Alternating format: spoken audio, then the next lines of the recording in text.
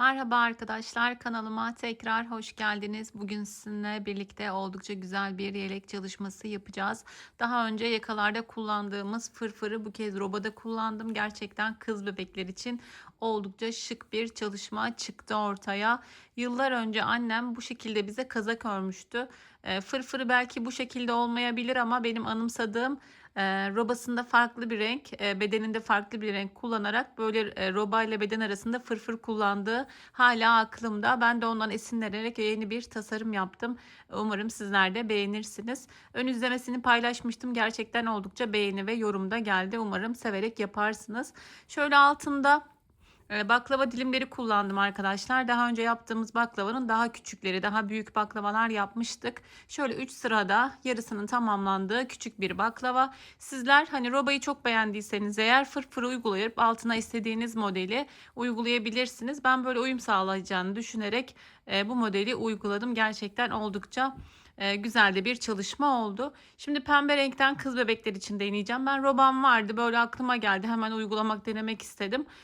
Pembe renkten de sizlere anlatacağım. Gerçekten de her renkte lila rengi olabilir, sarı olabilir, dilediğiniz renklerde yapabilir ve gerçekten kullanışlı bir yelek elde edebilirsiniz. Yeleğimiz bir yaş için uygundur arkadaşlar. Yine vereceğim sayılar benim yaptığım ip ve şiş numarasına göre, siz yapacağınız ipin kalınlığına ve inceliğine göre yapacağınız boyutlar değişir. Bir buçuk yumaktan fazla, yani 2 yumağa yakın bir ipe ihtiyacımız oluyor. 3 numara şiş ve 5 adet düğme. 75 ilmek başlayacağız.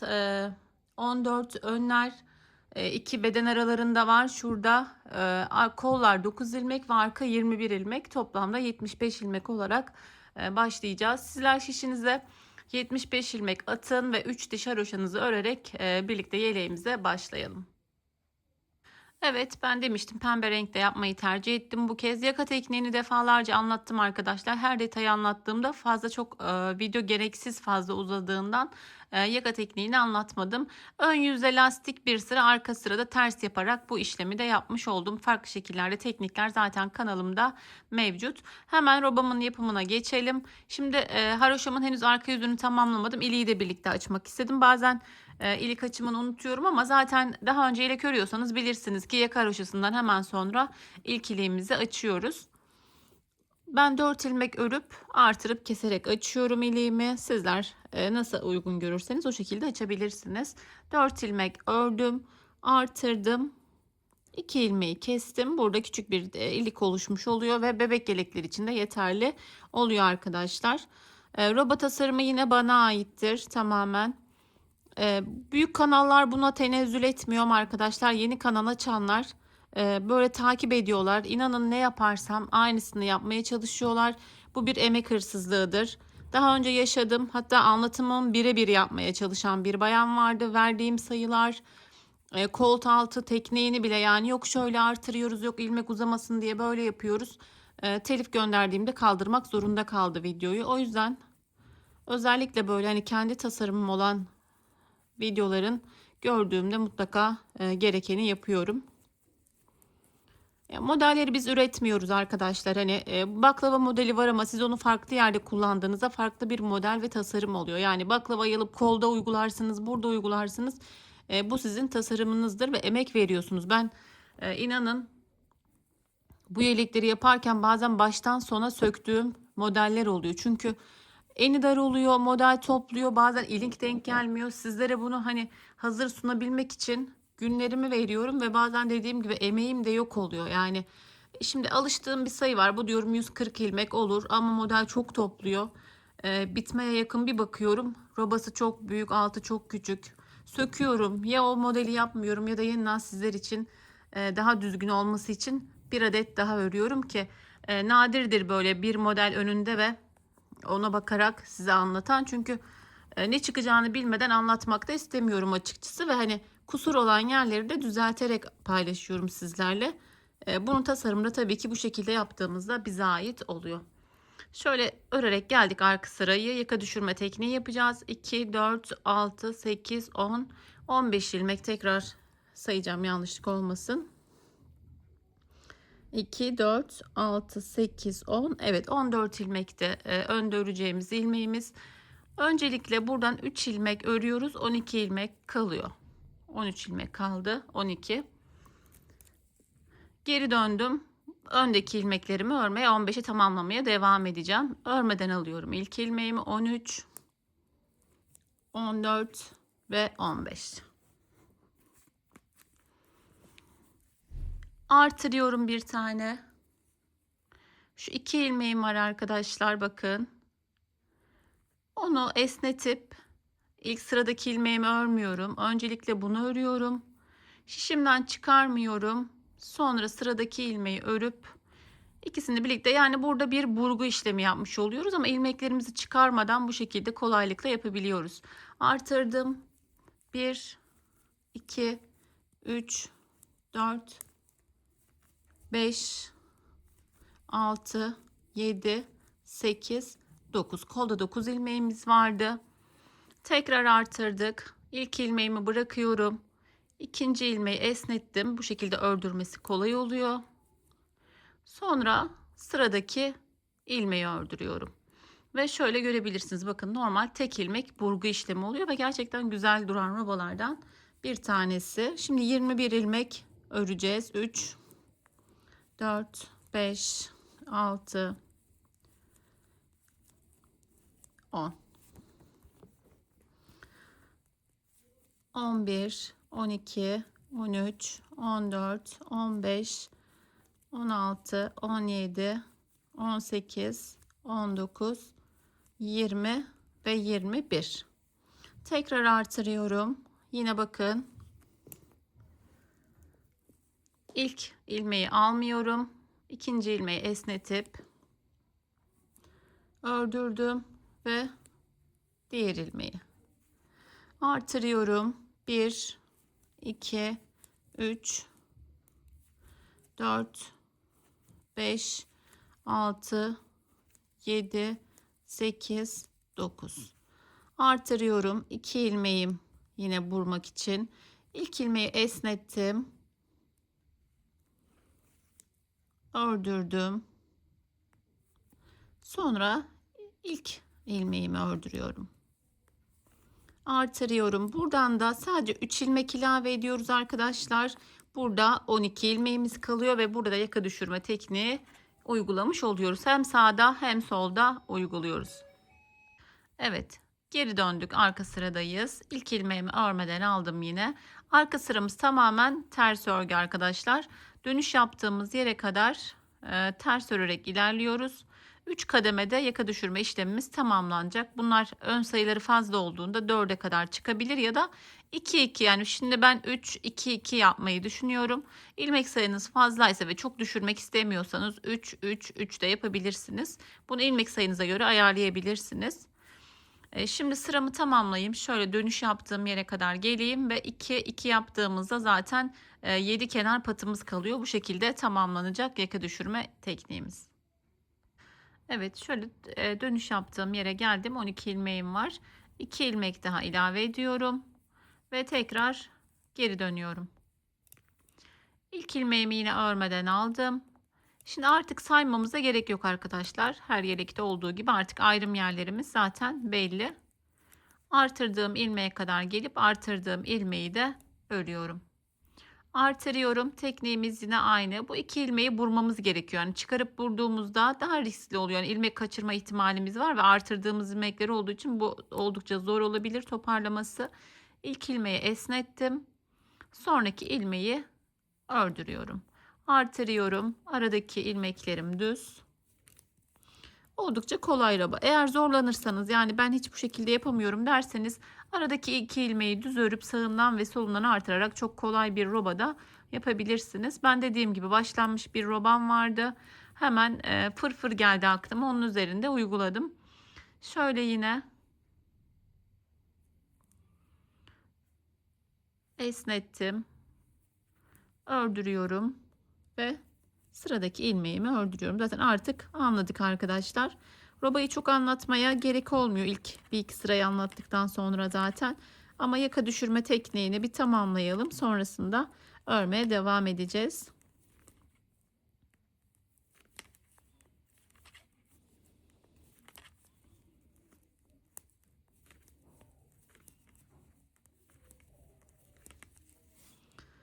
Şöyle örüyorum.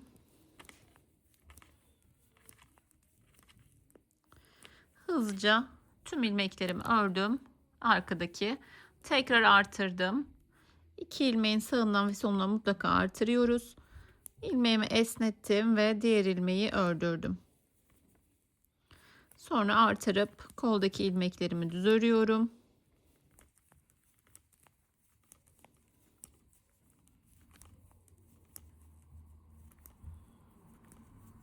Evet, yine ikinci ilmeğimi esnetiyorum.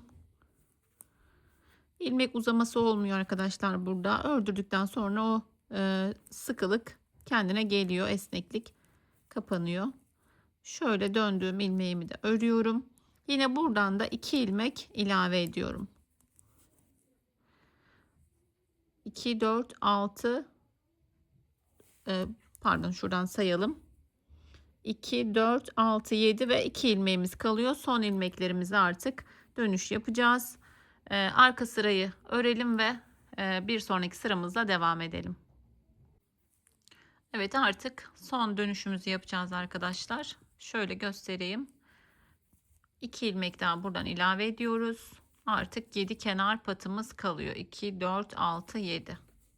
14 ilmek vardı zaten önlerde. 3, 2, 2 yaptığımızda bu şekilde ilmek sayımız şu anda 7, 2, 4, 6, 7 kenar patımız kaldı ve yaka düşürme işlemimiz şu an sağ tarafımızda tamamlandı. Dediğim gibi artık ilk ayrımlarımızı yaptıktan sonra birçoğumuz zaten örgü yapıyoruz, biliyoruz. Bakın bu artırdığımız ilmek, artırdığımız ilmeği de ördük ve 2 ilmekten yine burma işlemi yapacağız. İkinci ilmeğimi alıyorum, ördürüyorum düz olarak ve sonra diğer ilmeğimi ördürüyorum. Evet, robamız bu şekilde arkadaşlar. Burada da dönüş yaptığımızda bakın 2 ilmeği ilave ettiğimizde 7 kenar patımız kalacak ve artık işlemimiz tamamlanacak. Şöyle bir şey de söyleyeyim. 15 ilmek demiştim. Şu an hatırlıyorum. 14 ilmek, 3 döndüğümüzde 11 ilmeğimiz kalıyordu. Burada 12 ilmek olarak söyledim. Kafanız karışmasın. Bazen söylerken sayılarda ben yaptığımla söylediğim bazen farklılık gösterebiliyor. Kusura bakmayın tekrar. Önlerde 14 ilmek olduğunu başta söylemiştim. 3 ilmek ördüğümüzde 11, 2 ilmek daha ördüğümüzde 9. Sonra 2 dönüş yaptığımızda 7 ilmeğimiz kalıyor. Bunu da not olarak eklemek istedim. Şimdi robamızı bu şekilde ilerletiyoruz arkadaşlar. Yaka düşürme tekniğimiz bitiyor. Bir sonraki sırada örmeye devam ediyoruz. Toplamda 18 artırma olana kadar şuradan sayarsak zaten belli oluyor.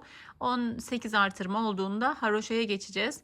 Haroşanın da şöyle 2 sırasında artırma yapıyorum ben. Normalde ilk 2 sırasında yapıyordum ama artırdığımız yerler farklı olduğu için dizimde sıkıntı yaşayabiliriz. Son 2 sırasında artırma yapacağız. Ben yine oraya geçtiğimde sizlere tekrar paylaşacağım. 18 sıra burayı yapalım. Bir dişli haroşamızı örüp ikinci, üçüncü haroşalarla birlikte yine devam edelim. Şimdi ilerleyelim.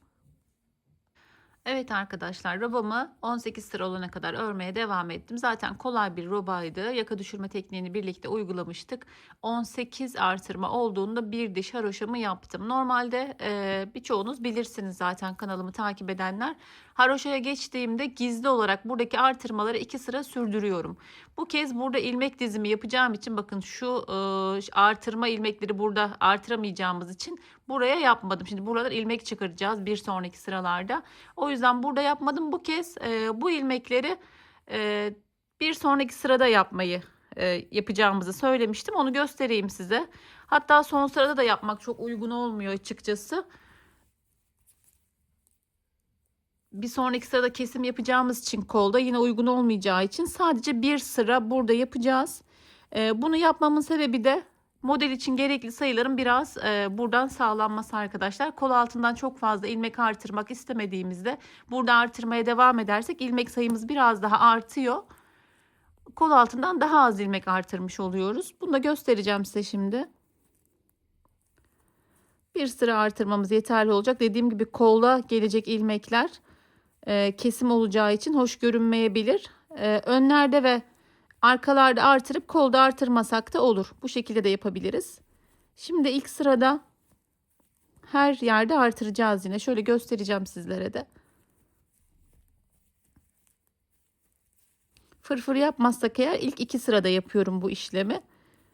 Çünkü kol kesiminden sonra ilmek yeterli olmuyor. Yani bazen 15 ilmek kadar ihtiyacımız oluyor. Ama böyle yaparsak 10 ilmeğe kadar düşüyor. 5-5 artırıyoruz. 4-4 yani maksimum 6 gibi. Çok fazla artırırsak hoş görünmüyor. Şöyle bakın, şu 2 ilmeğim yine aynı. Burada bu kez şöyle gizli artırıyorum. 2 ilmeğimi örüyorum. Şurası artırma yeri zaten belli. Burada bir gizli artırma yapıyorum. Aynı yerlerden ama bu kez gizli yapıyoruz arkadaşlar artırmaları. Her yerde anlatmaya gerek yok. Her artırma noktasına geldiğimizde bakın zaten şöyle belli 2 ilmeğin. Çok da önemli değil, yani şuradan da artırabilirsiniz ama eşit olması açısından şuralarda birer tane gizli artırma yapıyoruz. Sonraki aşamada sadece bir kez yapın arkadaşlar. Yine kolda dediğim gibi kol kesimi yapacağımız için yapmak istemiyorum. Önde bakın, önde bir tane burayı atlıyoruz. Arkada yine burada koldakini yapmayın, kola gelen yerleri ve yine önde 3. sırada bu şekilde artırma yapalım ve sonra fırfır dizimiyle birlikte devam edelim. Evet, haroşamızı tamamladık arkadaşlar. Şöyle ayraçlara ihtiyacımız olacak. Dediğim gibi ilk sırada her kademede artırdım. Son sırada sadece bir tarafta, yani öne, arkalara ve kola gelen tarafta artırmaya devam ettim. Bu çok önemli değil arkadaşlar. Kol kesiminden sonra daha fazla eksik sayınız varsa siz kol altından daha fazla artırırsınız. Çok problem değil. Ben dediğim gibi bu şekilde artırarak kol altından çok fazla artırmak istemiyorum. Bu aşamada ayrım yerlerini belirlememiz gerekiyor. Buraya dizdiğimizde şöyle görebilirsiniz. Arkadan tam ortasını tespit edemiyoruz. Ben onu yaşadım ilkinde. Şimdi sizinle bu şekilde paylaşmak istedim. Şurada 2 ilmeğimiz vardı. Bakın artırdığım ilmek belli zaten. Şöyle 2 ilmeğin ortasına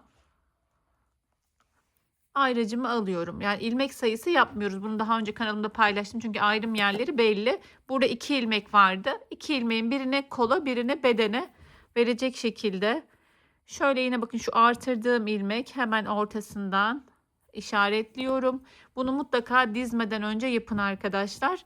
Dediğim gibi buraya fırfır geldiğinde arkadan çok tespit edemiyoruz. Sayarak da yaparsak mutlaka kaymalar olacaktır. Şimdi yine artırdığım ilmek, bakın şu 2 ilmeğim benim. Beden ilmeğim, pardon, ayrım yerindeki şu modelin ilmeği. Bunların tam ortasından işaretleyici takarak ayrım yerlerimizi de belirliyoruz. Şöyle 2 ilmeğim, bakın yine artırdığım ilmekler şöyle zaten görünüyor arkadaşlar, çapraz gibi. Hatta burada önde de artırma yapmış. Evet, zaten önde yapacaktım, arkada yapmamışım, pardon. Şöyle artırma yaptığım yer hemen 2 ilmeğin ortasından işaretleyicimi taktım. Şimdi bu aşamada fırfırı dizmemiz gerekiyor arkadaşlar. Ben yeleği bitirdim. Bu fırfır çok güzel olmuş, yapabilir miyim diye düşünmeyin. Mümkün değil yapmanız. Çok fazla kasar. Zaten oldukça fazla ilmek oluyor ve burası şekil aldığında örmeniz çok, yani aşırı zorlanırsınız. Tavsiye etmiyorum o yüzden. Zaten bu videoyu izleyenlerin %90'ı da fırfır için izliyordur arkadaşlar. Öyle tahmin ediyorum. Çünkü çok güzel, farklı bir hava kattı ve ben videoyu çekmeye devam ediyorum ve hala ne zaman videosu gelecek diye yorumlarda gelmeye devam ediyor. Şöyle şuradan ipimi aşağı alıyorum. Şöyle bakın. Burada bırakabilirsiniz. Son aşamada da alabilirsiniz alt tarafa. Şöyle bir miktar bırakıyorum. Şöyle haroşalarımızın bakın bir üstü bir altı gibi düşünebilirsiniz. Bakın üstte ve altta ilmek gibi görünen yerler var. Şöyle hemen kenardan bakın üstteki ilmekleri almayı tercih edeceğim. Çünkü haroşamız altta kalacak. Bu şekilde daha güzel görünecektir. Bakın üstte olan ilmeklerden bu şekilde ilmek çıkarıyoruz. Daha önce yakada bunu yapmıştık zaten birlikte. Bakın altta. Orada alttakilerden almayı tercih ediyorduk. Çünkü üstte kalıyordu haroşamız. Burada haroşalar altta kalacağı için şu şerifimize şöyle boşalttığımızda daha rahat olacaktır. Üstten bakın şöyle ayarladığında zaten eliniz hep şu değil, şu. Bu değil, bu. Tüm ilmekleri bu şekilde şişimize alacağız arkadaşlar. Çok kolay. Yani böyle hani acaba yapabilir miyim? Buradan ilmek nasıl çıkarılır diye düşünmeyin. Gerçekten böyle tığla batıyormuş gibi, uç kancası olmamasına rağmen şişimizin tığla batıyormuş gibi çok kolaylıkla dizebiliyoruz. Şöyle görebilirsiniz.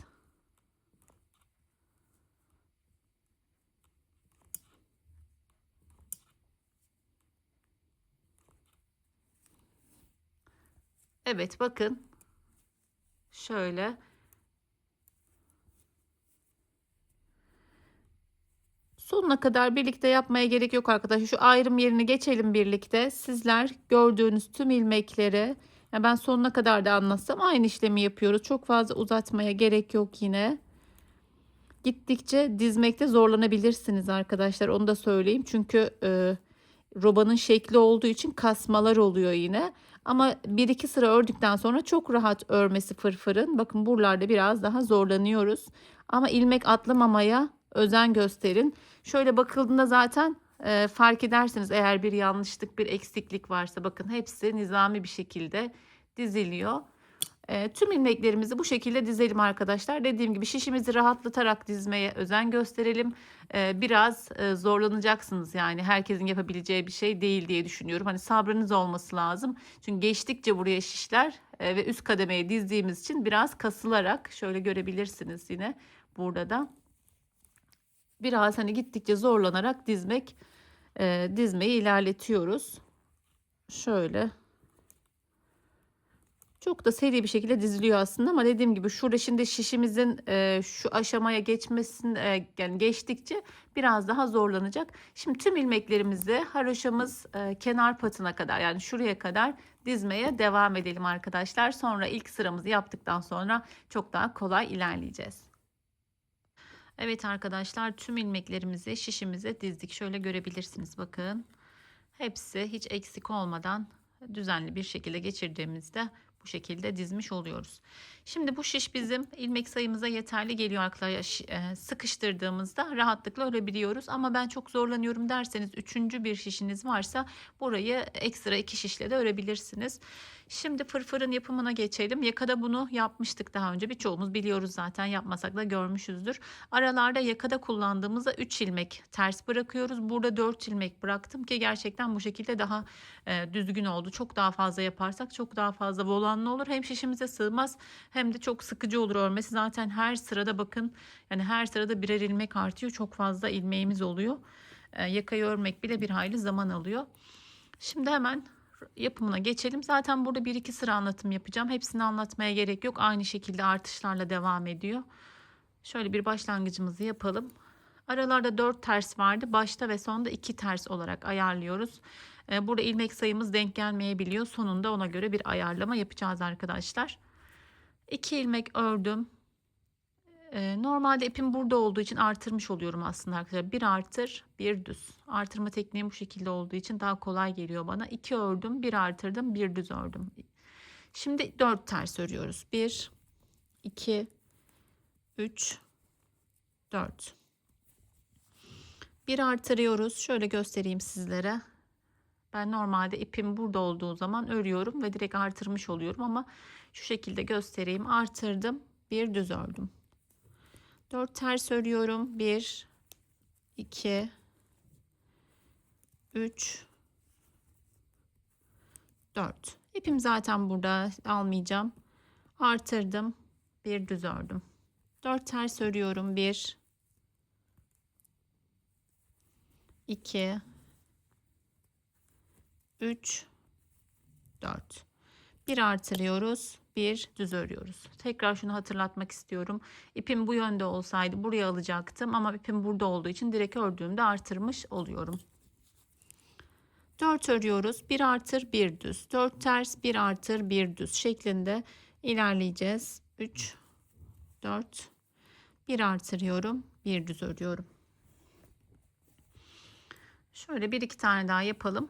Sonra sıra sonuna kadar ilerleyelim. 2, 3, 4. 1 artırdım, 1 düz ördüm. 1, 2, 3, 4. İpim burada olduğu için bakın tekrar göstereceğim. Otomatik artmış oluyor burada. Artışım olmuş oluyor. 1, 2, 3, 4. Bir artırıyorum.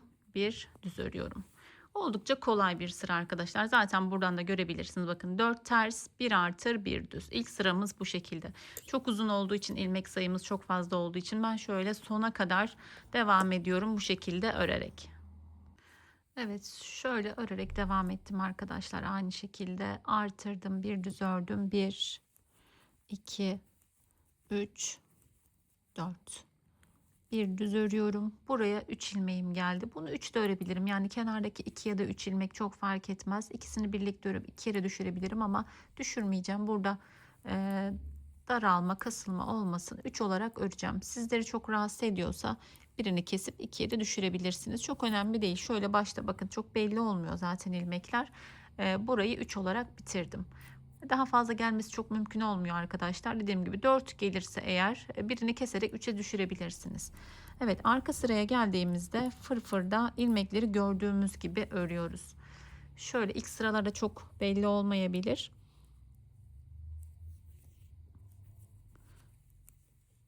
Kenar ilmeğimi örmeden aldım. Ters ördüğüm ilmekler arkada düz oluyor. Bakın 3 ilmek terste, 3 ilmeğim düz. Şöyle ipimi sıkıştıracağım. Başlangıç noktamızı sabitlemediğimiz için artırdığımız 2 ilmek ters. 4 ilmek düz. Düzler zaten şöyle belli oluyor. 2 artırdığımız ilmeğim, yani artırdığım ve diğer ilmek ters. Şöyle artırdığım ilmek. 4 ilmek düzü zaten görüyoruz arkadaşlar. Diğer 2 ilmeği ters olarak arkada da ilerliyoruz. 4 düz, 2 ters. Şişimiz daha rahatladı, bunu fark edebilirsiniz demiştim. Dizdikten 1-2 sıra sonra çok daha rahat örüyoruz. Hem ilmeğimiz artmış oluyor hem de biraz örgüden uzaklaşmış oluyor şişimiz. Daha rahat oluyor. Bu şekilde arka sıramızı da tamamlayalım arkadaşlar. Çünkü ilmek sayımız bir hayli arttı birinci sırada bile. Bakın 4 düz örüyorum, 2 ters. Öndeki sıranın tam tersi oluyor arkada. Tersleri ters, düzleri düz olarak ilerliyoruz. Evet, sıramızı ilerletelim arkadaşlar. Arka sıramızı tamamlayıp ön sırayla devam edelim. Evet, devam ediyoruz. Modeli kurduktan sonra burada da işimiz daha kolay artık. Şöyle ilk ilmeğimi örmeden alıyorum. Başta ve sonda 2 tersimiz vardı. Birini örmeden aldım. Bir tane daha ördüm. Şimdi artık hep burada artıracağız arkadaşlar. Artırıp bu kez 2 ilmek, artırıp 1 ilmek örmüştük. Artırdım 2 ilmek. Sonrasında 4 ilmeğim sabit. Bu hiç değişmiyor. 1, 2, 3, 4. Burada bakın yine artırıyorum. Bu kez 2 düz örüyorum. 4 ters.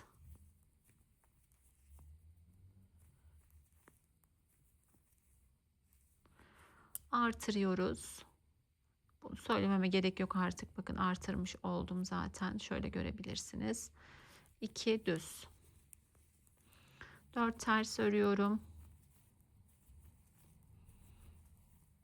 Artırıp 2 ilmek düz örüyorum. Düz yerlerden artarak fırfırımız devam ediyor. Bakın 2 kenar ilmeğimi ördüm, artırdım, 2 düz. Sonrasında 4 düz, artır, 2 düz, 4 düz, artır, 2 düz şeklinde ilerleyeceğiz. Artık arka sıralarımızda daha net arkadaşlar. Bakın 4 düzler sabit, aradakileri ters örerek arka sıramızda tamamlayalım. 3. sıraya da başlangıç yaptığımızda artık ben fırfırı anlatmayı sonlandıracağım. Çünkü gördüğünüz gibi bakın düzlerden artarak ilerleyen bir model. Ön sıraya yapıp arka sırayla tamamlayalım ve 3. sırayla devam edelim. Evet, fırfırımız oluşmaya başladı arkadaşlar. Şöyle görebilirsiniz. 2 sırayı geride bıraktık. Arka sıraları saymazsak. Bu sıraya da şöyle bir başlangıç yaptığımızda artık mantığını anlamış olacağız zaten. Kenar ilmeğini örmeden aldım ve bir ilmek de ters ördüm. Kenarda 2 ilmek bırakmıştım. Diğer tarafta 3. Artırıyoruz. 3 ilmek örüyoruz. 3. sıramızda bu şekilde. Birinci sıramızda artırıp bir ilmek düz örmüştük. İkinci sıramızda artırıp 2 ilmek örmüştük. Şimdi aradaki 4 ilmeklerimiz zaten sabit. 4 ilmeğimi örüyorum. Şimdi 3 ilmeğimiz var. Artırıyorum. 3 ilmek düz örüyorum. Bu sıramızda böyle 5 sıra olana kadar fırfırımızı öreceğiz. 5 sıra yeterli geliyor. Daha fazlası hoş olmuyor. Burada artırıyorum. 3 ilmek düz örüyorum. Şöyle görebilirsiniz. 4 ördük, 1 artırdık, 3 ilmek düz ördük. 1, 2, 3, 4 artırıyorum. 3 ilmek örüyorum.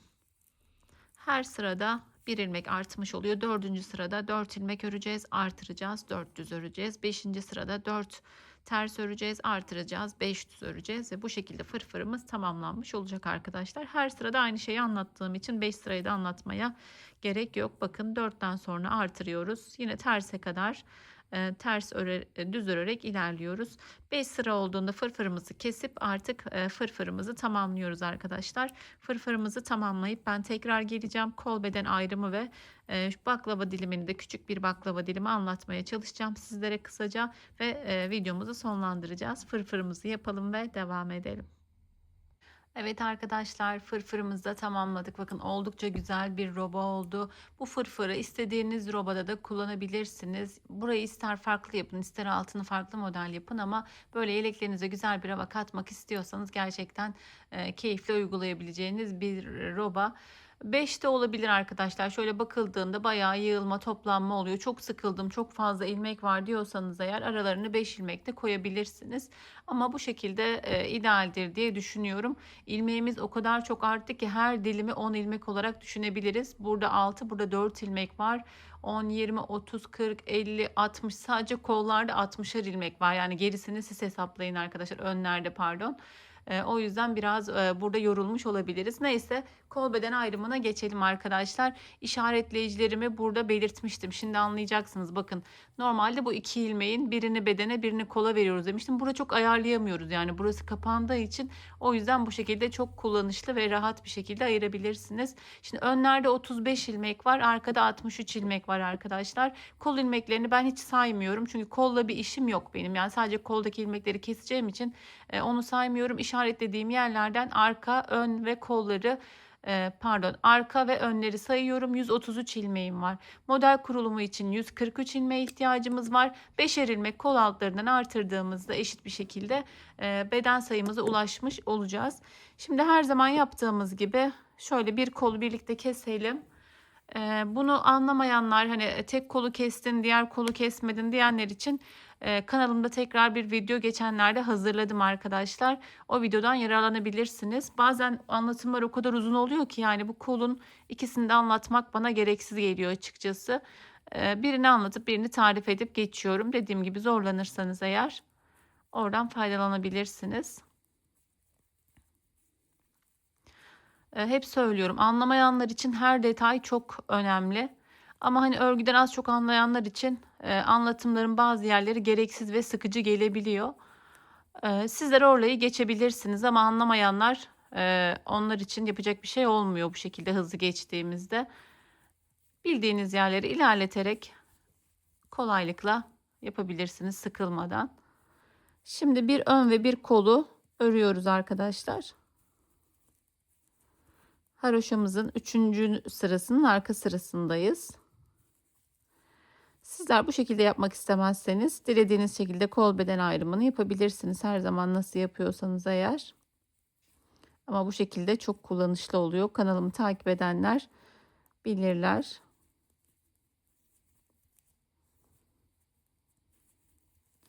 Şimdi koldaki ilmeklerimi de öreyim. Birlikte kol kesimiyle devam edelim. Evet, şöyle bir ön bir kolu ördük.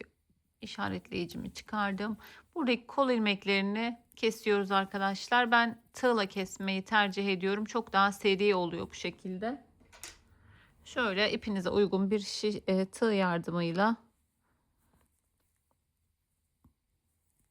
koldaki ilmekleri hep söylüyorum. Çok sıkı kesmemeye özen gösterelim ki kol ağzı kasma yapmasın, daralmasın.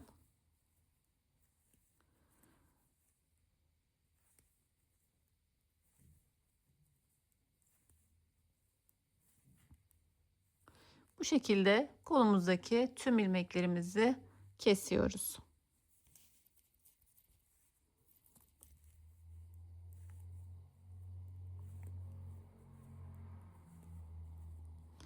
Evet, kol ilmeklerimizi keselim ve devam edelim. Evet, koldaki tüm ilmeklerimizi kestik. Şimdi kol altında artırma ve birleştirme yapacağız. Öncelikle şurada döndüğümüz yeri şöyle ilk kestiğimiz ilmeğin, bakın şöyle 2 katı diyebilirim. Bunu ben ilmeğimin yönü böyle olduğu için şu şekilde geçiriyorum. Şöyle aldım şişime. Bunu yandaki ilmekle birlikte ördürdüğümde burayı zaten bu ilmekleri yok etmiş olacağım. Artma ve eksilme olmayacak. Buradan da 5 ilmeğimi artırıyorum. 1, 2, 3, 4, 5. Bu şekilde artırdım. Birleştireceğim.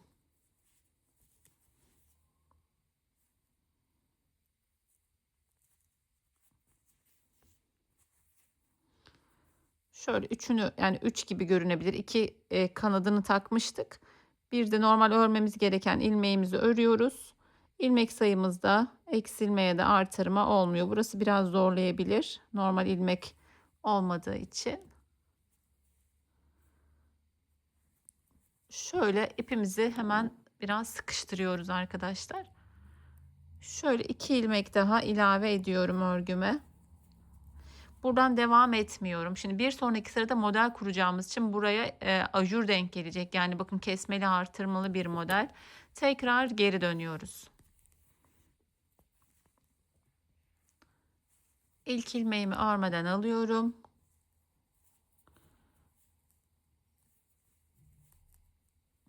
Ben kol altında artırdığım ilmekleri kolaylık olsun diye ters örmeyi tercih ediyorum. Sizler düz ya da ters örebilirsiniz.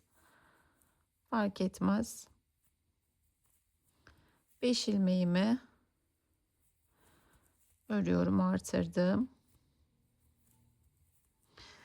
Şöyle bir ip uzaması oluyor. Bunu da şişimin üzerine alarak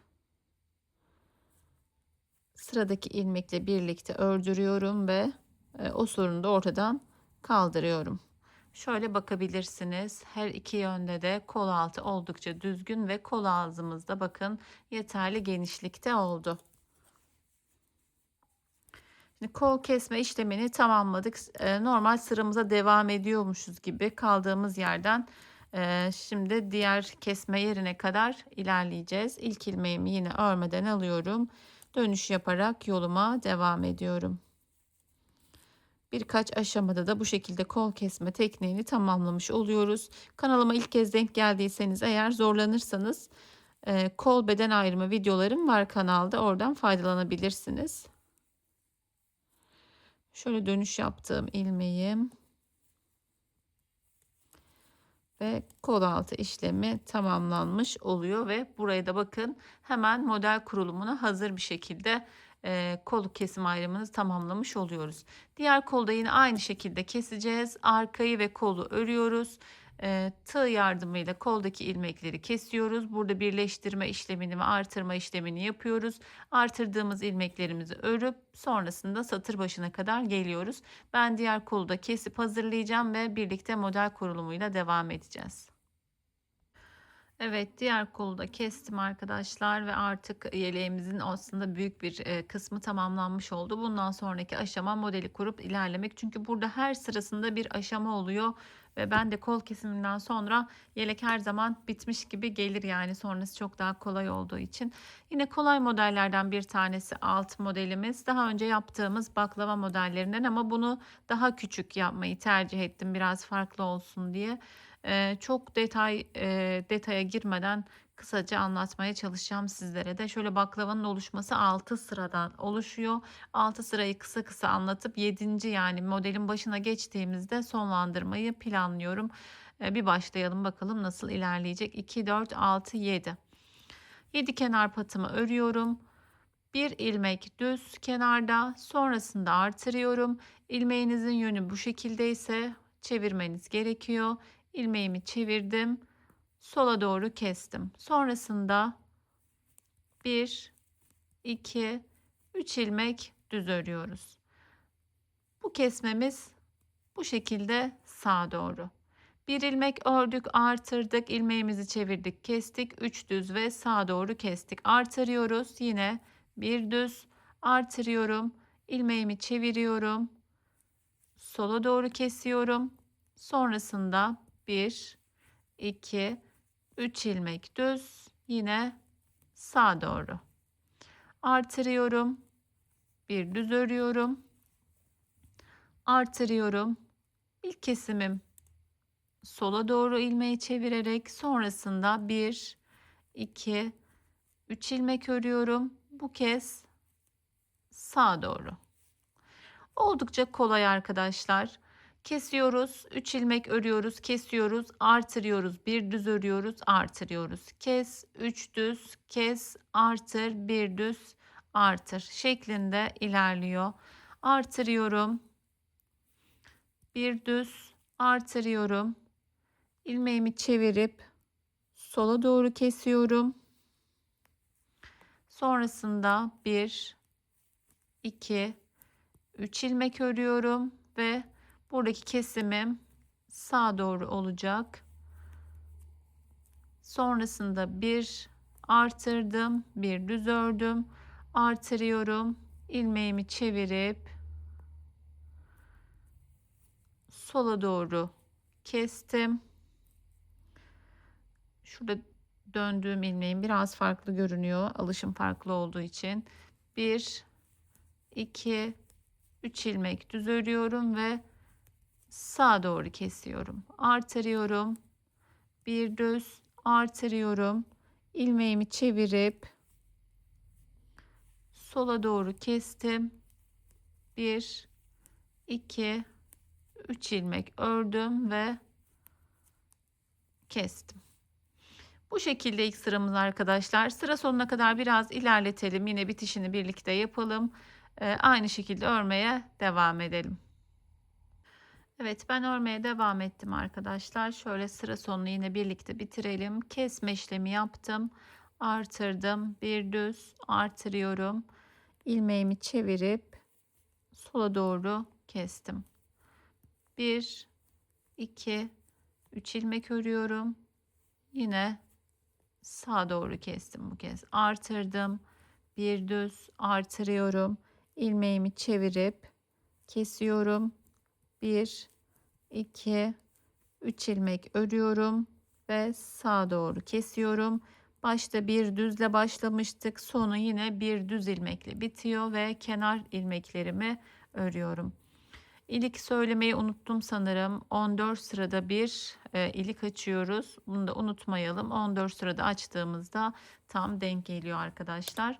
Burayı şöyle örgümüz biraz daha ilerlediğinde şöyle sabitlemeniz gerekiyor. Ben sabitliyorum, daha güzel duruyor. Şöyle görebilirsiniz. Buradan haroşaya küçük iğne atışlarıyla bunu buraya sabitlerseniz çok daha güzel durur. Böyle geri kalkmaz. Bunu da şimdi yeri gelmişken söyleyeyim. Henüz sabitleyemiyoruz. Yeterli boya ulaştığında sabitleyebilirsiniz. Arka sırayı da tamamen ters örüyoruz. Arka sırada hiç işlem yok. Yeleğimizin zaten robamızın hiçbir yerinde yoktu. Sadece fırfırda arkada ilmekleri gördüğümüz gibi örmüştük. Burada şöyle bir başlangıcını yapalım. Gördüğümüz tüm ilmekler arka sırada ters. Evet, sıramızı ters olarak tamamlayalım ve ikinci sıramızla devam edelim. Evet, ilk sıramızı kurduk. Sonrası çok daha kolay ilerliyor. Birçok modelde olduğu gibi modelimiz yerleştikten sonra yine 7 kenar patımızla başlıyoruz. Kenar ilmeğimizi örmeden aldık. 7 ilmeğimi ördüm. Bir düz örüp başlamıştım. Buradaki ilmek sayımız artıyor. Şimdi 2 düz örüyorum.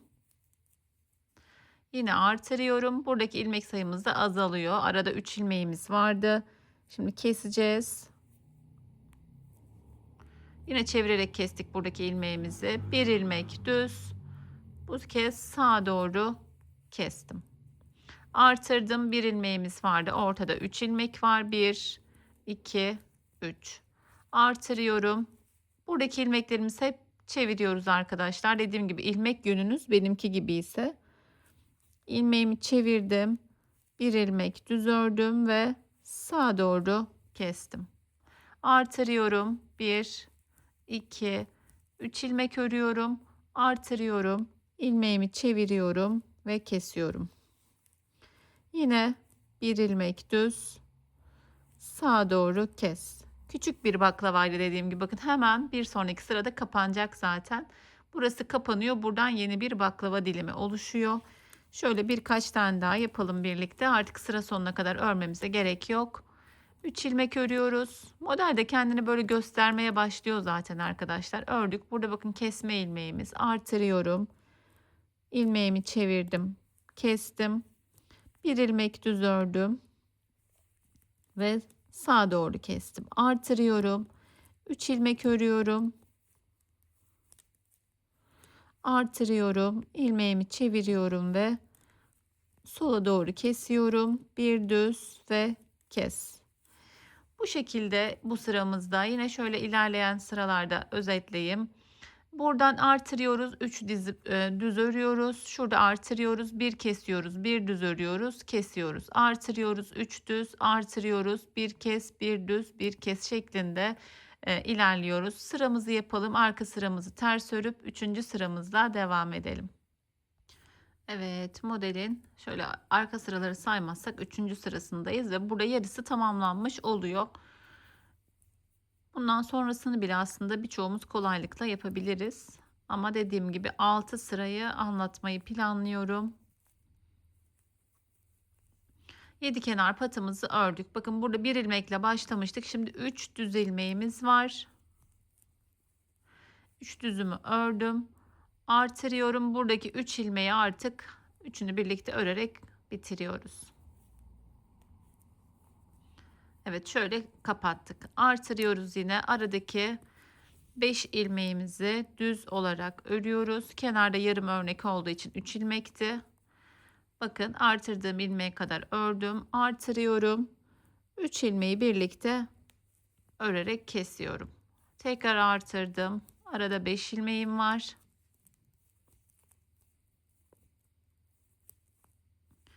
Beş düzümü ördüm. İlmeğimi çeviriyorum ve üçünü birlikte örerek baklamayı kapatmış oluyoruz.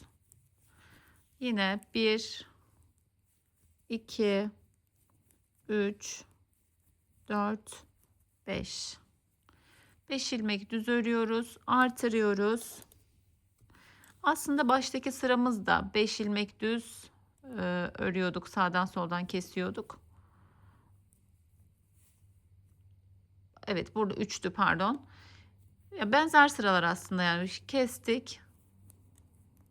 Bir sonraki sıramız birinci sıranın aynısı olacak. Ben de karıştırdım. Aynı anda farklı bir baklava da örüyorum. Onun araları 5, biraz büyük. O yüzden evet, bu şekilde bitiriyoruz arkadaşlar. Şimdi artıracağım. Üçünü birlikte öreceğim. Artıracağım. 5 düz öreceğim. Buralarda artırıyoruz ve üçünü birlikte kesiyoruz. Diğer ilmeklerimizi düz örüyoruz. Yine oldukça kolay bir sıramız. Sırayı tamamlayalım ve yeni bir baklava açılımıyla devam edelim. Evet, devam ediyoruz. Modelimizin yarısını tamamladık. Şöyle yine 7 kenar patımızı örerek başlıyoruz.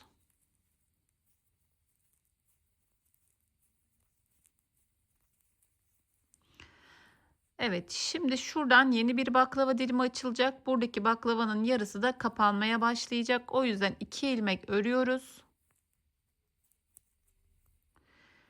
Sağa doğru kesiyoruz. Artırıyoruz. Bir ilmek düz. Artırıyorum. Yine ilk ilmeğimi çevirerek sola doğru kesiyorum. Sonrasında yine 1, 2, 3 ilmek. Baştakinin aslında bu sıra aynısı arkadaşlar. Sadece başta bir ilmekle başlamıştık. Şimdi bu tarafa doğru kesmeye başladık. Başladıktan sonrası aynı diyebilirim. Artırdım. Bir düz. Artırıyorum. İlmeğimi çevirip kesiyorum. Sonrasında 3 ilmek düz.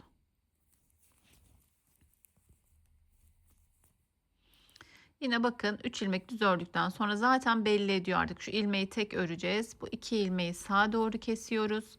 Artırıyoruz. Bir düz. Artırıyoruz. İlmeğimi çeviriyorum. Kesiyorum. Yine 1, 2, 3 ilmek örüyorum. Sağa doğru kesiyorum. Artırıyorum. Bir ilmek düz. Artırıyorum. İlmeğimi çevirip sola doğru kestim.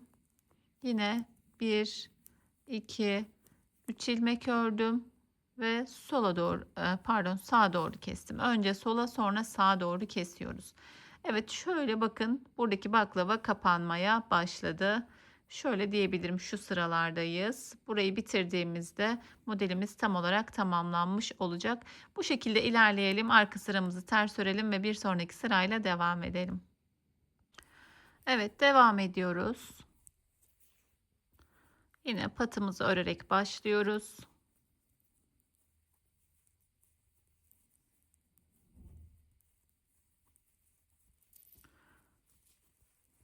Evet. Şimdi 2 ilmek örüp kesmiştik. İlmeğimiz eksildiği için bir ilmek örüyoruz ve sağa doğru kesiyoruz. Artırdım. 3 ilmeğim var. Bir ilmekte 3 ilmek oldu. Bir taraf eksilirken bir taraf artıyor. Öyle söyleyebilirim. Yine artırdım. İlmeğimi çevirdim. Kestim. Burada bir düzüm kaldı ve diğer ilmeği de sağa doğru kesiyorum. Dediğim gibi buradan hatırladığımız bir sıra aslında. Sadece başlangıç, yani böyle gidiş yönleri değişiyor. Artırıyorum. 3 ilmek örüyorum. Düz olarak artırıyorum. Burada 5 ilmeğim var. Öncelikle ilmeğimi çevirdim. Kestim. Bir düz ve sağa doğru kes. Artır. 3 ilmek düz ör.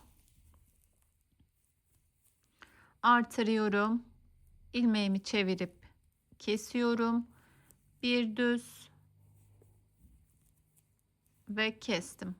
Artırıyorum. 1, 2, 3 ilmek örüyorum. Artırıyorum. İlmeğimi çeviriyorum. Kesiyorum. Bir ilmek düz ve sağa doğru kes. Bu kadar yeterli diye düşünüyorum arkadaşlar. Dediğim gibi sıra sonuna kadar anlatmıyorum. Sıra sonlarını umarım bir takılma yaşamamışsınızdır. Aynı oluyor çünkü, yani burada kesip diğer tarafta 2 örüp yani ya da bir örüp kesmiştik. Burada tam tersi kesiyoruz. Bir örerek burayı da bitiriyoruz. Zaten yarım modeli olduğu için şöyle takip edebilirsiniz. Kendi zaten modeli belli ediyor arkadaşlar, öyle söyleyeyim. Baştakinin tersi olarak sonda da bitiriyoruz. Şimdi yine sıramızı yapalım ve bir sonraki sıramızla devam edelim. Devam ediyoruz. Artık bu sırada bir tam baklavamız oluşmuş oluyor arkadaşlar ve artık modelimiz de tamamlanmış oluyor. Şöyle yine bir başlangıcını yapalım birlikte. 7 kenar patımızı ördük. Artık burada bakın, tek ilmeğimiz kalmadı. Sadece kesme işlemi yapıyoruz. Sağa doğru kesme işlemini yaptık pattan hemen sonra. Artırıyorum. Arada 5 ilmeğim var. Artırıyorum. Buradaki 3 ilmeği yine daha önceki şuradaki yerde olduğu gibi üçünü birlikte örüyoruz. Artırıyorum. 5 ilmek. Artırıyorum. Üçünü birlikte kes. Bu sıramızın özeti. 5 ilmeğimi ördüm. Şöyle yine göstereyim. İlmeğimi çevirdim. Sola doğru üçünü birlikte kestim. Artırdım. 2, 3, 4, 5. Artırıyorum. Üçünü birlikte örüyorum. Artırıyorum. 1, 2, 3, 4, 5. Evet, oldukça kolay ve hatırladığımız bir sıra olduğu için yine çok fazla uzatmak istemiyorum. Artırıyorum. Üçünü birlikte kesiyorum. Artırıyorum. 5 ilmek örüyorum. Artırıyorum. Üçünü birlikte kesiyorum. Burada artırıyorum. 5 ilmek örüyorum. Bu şekilde yine kenardaki ilmeğimi zaten bakın Artırdıktan sonra ikisini kesiyoruz ve buradaki ilmeğimiz de tamamlanıyor. Bu sıramızı yapalım. Diğer sıraya şöyle bir giriş yapmak istiyorum. Yani artık başa dönüyoruz. 6 sırada modelimiz tamamlanıyor bir baklava. Tekrar modelin başına geliyoruz. Birlikte oranın başlangıcını yapalım ve model sayılarıyla tam olarak özetini yapalım ve artık videomuzu sonlandıralım.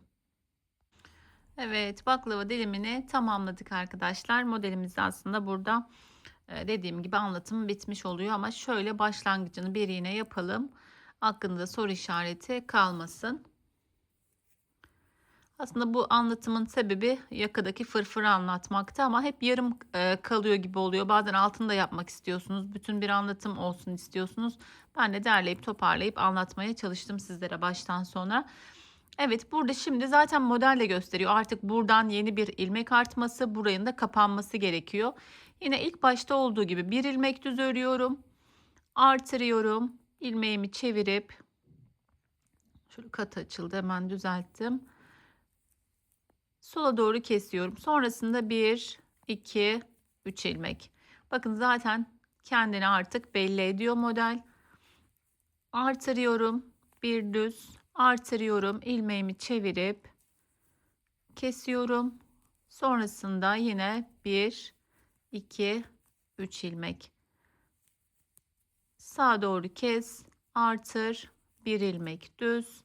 Artırıyoruz. İlmeğimi çeviriyorum. Şöyle göstereyim. Yine 3 ilmek örüyorum. Sonrasında sağa doğru kesiyorum. Evet, oldukça keyifli ve güzel bir model arkadaşlar. Hep böyle hani başından kalkarken neyse şurayı tamamlayayım, yarısı da bitsin. 2 baklava olduysa 3 baklava öreyim, öyle kalkayım derken gerçekten hemen bitirebileceğiniz güzel ve keyifli bir model.